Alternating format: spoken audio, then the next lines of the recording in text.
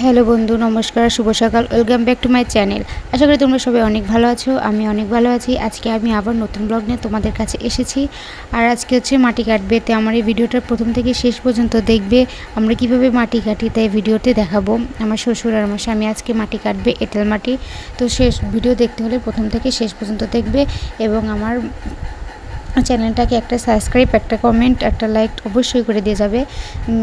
আর হচ্ছে কারণ তোমাদের লাইক আর কমেন্ট আমাকে নিয়ে যাবে আমার নতুন নতুন বন্ধুদের কাছে। আর এই যে খুবই সকাল সকাল ঘুম থেকে উঠেছি প্রায় 5টার সময়, তখন অন্ধকার।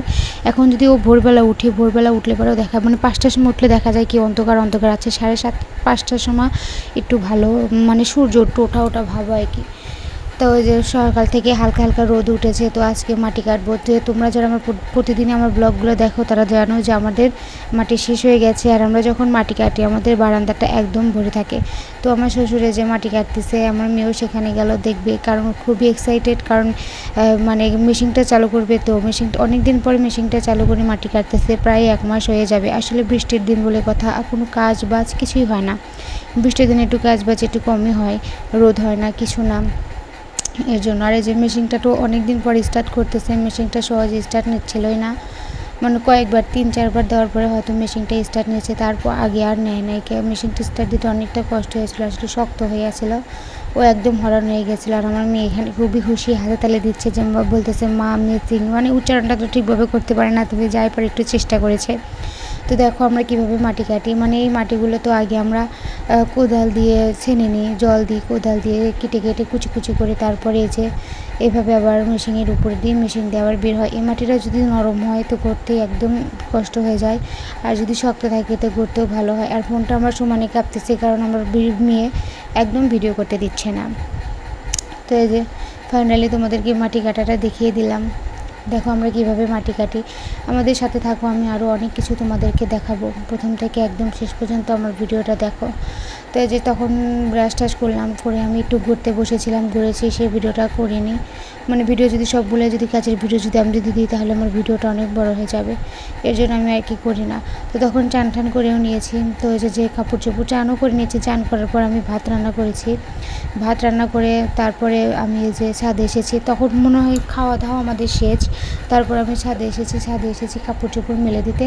আর তখন হালকা হালকা বাতাস, আর হচ্ছে বৃষ্টিও পড়তেছে। মানে দিনের মধ্যে মনে হয় 4-5বার বৃষ্টি পড়েছে আর কি। আর কুমোরদের তো বৃষ্টি মানেই সমস্যা, শুধু কুমোরদের কেন, অন্যান্যদেরও যারা চাষবাস করে তাদেরও অতিরিক্ত বৃষ্টি হলে তো ফসল ভালো হয় না, এর জন্য তাদেরও সমস্যা। যারা তাঁতের কাজ করে তাদেরও যদি বৃষ্টি হয় তাহলে সুতো শুকায় না, আর সুতো যদি না শুকায়, ওই সুতো দিয়ে যদি কাপড় চোপড় বানানো হয় তাহলে দেখা যায় যে কাপড় চোপড়ে কিন্তু ছিঁড়ে যায়। এর জন্য রোদটা কিন্তু খুবই জরুরি, কিন্তু রোদটা ওঠার নামই নেয় না, সারাটা দিন বৃষ্টি। এই যে তারপরে যখন ছাদে থেকে নেমে এসে রোদ যেহেতু বের হয়েছে, এতে তক্তাগুলো দিয়ে দিচ্ছি। কালকে আমি যেগুলো হাফ কেজি ডোকাগুলো করেছি সেগুলোর তক্তা আমি এর আগেও আমরা 2বার বের করে দিয়েছি, মানে দুবার বের করে দিয়েছি, তাও আমি জিনিসগুলো একদম শক্ত করতে পারিনি। রোদ দেখো কি পরিমাণ রোদ উঠেছে, কিন্তু দেখা যায় 30 মিনিট পরে আবার কি রকম অন্ধকার হয়ে আসে, মনে হয় বৃষ্টি যেন আর থামবেই না, এরকম একটা অবস্থা। তো যে এরা যে মুসলিম সবাই দলবল হয়ে ওদিকে যাচ্ছিলো, মানে যায় না তো কেউ এতগুলো, কিন্তু আজকে না যাচ্ছিলো। তাই আমি জিজ্ঞাসা করতেছি যে আজকে ওদিক কী হয়েছে। তো বললো যে আজকে নাকি মজলিস কে যেন মারা গেছে, সেজন্য আর কি খাওয়া দাওয়া দেবে, এর জন্য সবাই মিলে যাচ্ছে। মানে অনেকেই যাচ্ছে, অনেক মানুষ, মহিলারাই বেশি যাচ্ছে দেখছি। তো যাই হোক আমি ডোকাগুলো বের করে দিচ্ছি, হালকা শক্ত হলেই তুলে নেব। হয়েছিল প্রথমে যে এখান দিয়ে দিয়েছিলাম সেগুলো আমি বাতা করে নিয়েছি, তারপরে আমি যেগুলো বের করে দিচ্ছি। আর যদিও থাকে, বৃষ্টি আসলে পরে যদি এই জায়গাতে দিই তাহলে কাগজ ফালিয়ে দিলে আর কোনো সমস্যা হয় না, ভালোই হয়। আর যদি নিচ দিয়ে যদি দিই তাহলে বৃষ্টি, মানে আমাদের এই জায়গা না সব, মানে পিছন বাড়ি থেকে সব জলগুলো এই খুলিতে করে সমস্যা হয়ে যায়, ওর নিচ দিয়ে আমি দিতে পারি না, মানে বৃষ্টি হলে তাড়াহুড়ো করে তুলতে পারি না। যে জিনিসগুলো বিছিয়ে দিয়ে, মানে বুটি দিতে আমি জিনিস বিছিয়ে দিয়েছি। আবার দুপুরে যে ভাতও রান্না করেছি তুলে দিয়েছি, আর আমার পাশের জায়গায় গ্লাস কাটতেছে।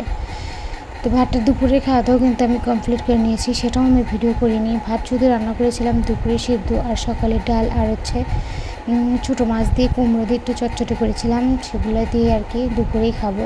সকালে একটু বেশি করে রান্না করেছি যেহেতু বৃষ্টির দিনে একটু দুবেলা রান্না 3 বেলা রান্না করতে একটু সমস্যা হয়। আর দুপুরে যে রান্না করবো জিনিসপাতি তোলা লাগে, দুপুরে থেকেই বৃষ্টি একটু বেশি হয়। এই জন্য কয়েকটা দিন দুপুরে আর রান্না করি না, সকালবেলায় একদম ঝোল তরকারি রান্না করে ধুয়ে দিই, ওটাই আর কি দুপুরবেলাও চলে যায়। আর দুপুরবেলা হলে মানে রান্না যদি করতেও যায় কাজটা আর ঠিকঠাক মতো হয় না, আর যেহেতু 2টা ছেলে মেয়ে একটু সমস্যায় হয়ে দাঁড়ায়। তো এই যে আমি যে ডোকাগুলো বের করে দিয়েছিলাম সেই ডোকাগুলো বের করে দিয়ে আসতে না আসতে আমি বৃষ্টিতে ভিজে গেছি, তারপর যে তুলতে গিয়েছিলাম ডোকা কটা। কিন্তু যাই হোক আমি আবার পিঠে বসতেছি, পিঠাপিঠিও কমপ্লিট করতে পারিনি। আমার ছেলেটা কান্না করছিল, ওর কাউতে মাটি দিয়ে একদম ভরে গেছিলো, তো তার জন্য আমি আর কি ওকে ধুয়ে দিয়েছি। আর যেটা আমার ভাসুরের ছেলে তার সাথে খেলা করতেছে, মানে তার জন্য দেখলাম যে সন্ধ্যা লাগবে, একটু পরে একটু বিছানাটা একটু কাজ করে নিই, কারণ সারাটা দিন বিছানাটা না একদম মজলিস করে ফেলে। আমার ভাসুরের 4-5টা মানে আমার ভাসুর 3টা, তাদের মোট 3-4টা ছেলে মেয়ে এসে আমার বিছানাটা একদম শেষ করে ফেলা দেয়। ভাবতেছি বিছানাটাও ধুয়ে দেবো। এর মধ্যে ওর ফোন থেকে ঘোষ ফোন দিয়েছে জিনিস নেবে, তো কালকে তো পোড়া পুড়েছে, তো হচ্ছে পোড়া খুলতেছে, তাই আমার বাস থেকে দিয়ে পাঠালাম যে একটু দিয়ে আসো তোমার কাকাকে ফোনটা, তাই ও দিতে গেছে। আসলে দিনের ভিতরে হয়তো 4-5 জন মানুষ প্রত্যেকটা দিনই ফোন দেয় এই জিনিস নেবে, কিন্তু রোদের কারণ আমরা শুকাতেও পারতেছি না আর পড়তেও পারতেছি না। এই শ্রাবণ মাসে শেষে একটু কিছুদিন মানে 2-3 দিন রোদ হয়েছে, সেই রোদে আর কি জিনিসগুলো মানে সরাগুলো যে শুকালাম রাঙা দিলাম, তো আমাদেরকে দেখাইছি, যারা আমার ভিডিওটা প্রতিদিন দেখো তারাই জানো। তো সেগুলোই আর কি কালকে পড়লো, তো আজকে থেকে আবার ওই যে পড়ানো শুরু করলাম, কিন্তু কী যে হয়। তো দেখো আমি বিছনা টিছনা সব কিছু গুছিয়ে নিয়ে এসেছি। এখন ভাবলাম যে কাপড় চোপড় আজকে সকালে যে ধুয়েছিলাম কাপড় চোপড়গুলো সেগুলো আর কি এখন গোছগাছ করে নেব। আর এই যে কাপড়টা আমার একটা খোঁচা লেগে ছিঁড়ে গেছে, তবে ব্যাপার না, আমি ছেঁড়া কাপড়ও পরি, সমস্যা নেই। তো আমার মেয়েও দেখো সাথে লেগে পড়েছে ভাঁজ করতে, পারুক বা না পারুক চাপচাপগুলো দেখো অর্ধেক শুধু তাকিয়ে থাকো, করবে। আমিও কাপড় ভাঁজ করতেছি, ও করবে। আর হাঁটুর সাথে মাটি, ওকে বললাম মা তুমি বিছানায় ওঠো না, তোমার হাঁটুতে মাটি পায়ে তা উঠবে, কারণ আমি যে ভাঁজ করতেছি উপরে উঠে ভাঁজ করবে। তো আমি কাপড়গুলো ভাঁজ করে করে আলনার উপরে রেখে আসতেছি, 2টো কাপড়ই আমি ভাঁজ করে নিয়েছি। আর আমি বাড়িতে সাধারণত 2-3টো কাপড়ই পরে থাকি, অত কাপড় দিয়ে আমি কী করবো মাটির কাজের জন্য আমি 3টা কাপড়ই বাইরে ধুয়ে দিই। যেমন আমি খাতাগুলো একসাথে করে নিয়ে বলতেছে মা শেষ আর নেই, মানে ওর যেভাবে কথা বলে আর কি, ওই পাশে জড়ো করে ধুয়ে দিয়ে বলতেছে শেষ। ছোটো মানুষ তো, তো যে সব খাতাগুলোও আমি ভাঁজ করে নিচ্ছি।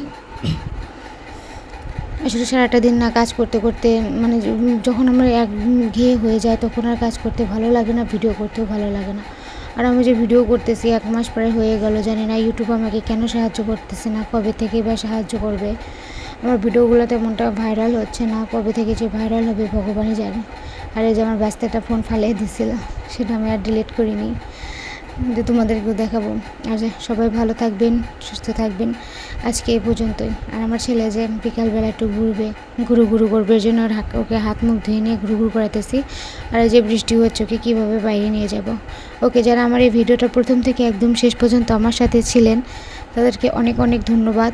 আর দেখা হবে পরের ব্লগে, ততক্ষণ ভালো থাকবেন, সুস্থ থাকবেন, গুড বাই।